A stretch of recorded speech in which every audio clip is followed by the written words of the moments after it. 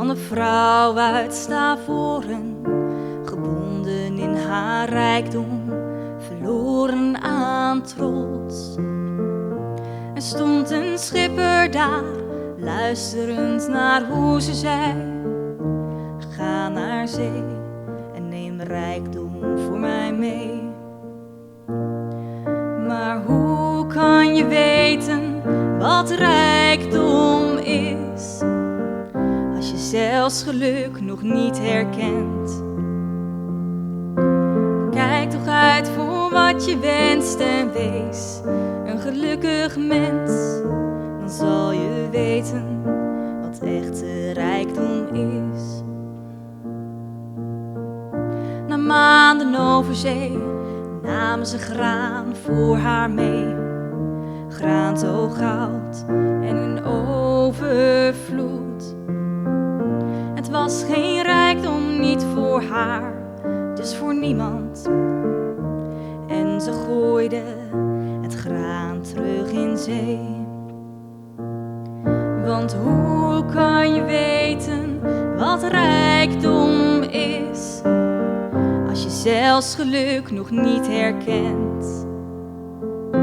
Kijk toch uit voor wat je wenst en wees een gelukkig mens. Dan zal je weten wat echte rijkdom is.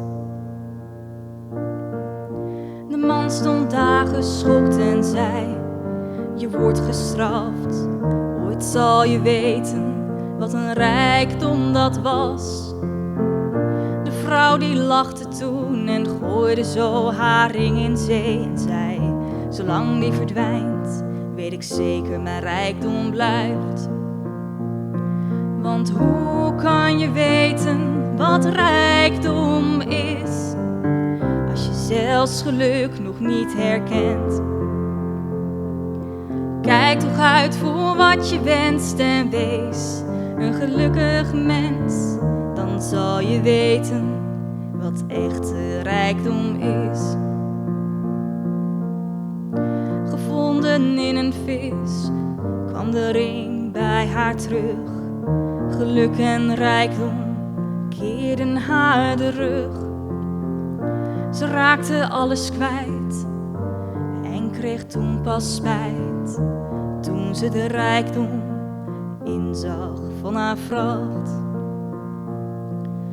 Want hoe kan je weten wat rijkdom is, als je zelfs geluk nog niet herkent? Kijk toch uit voor wat je wenst en wees een gelukkig mens. Dan zal je weten wat echte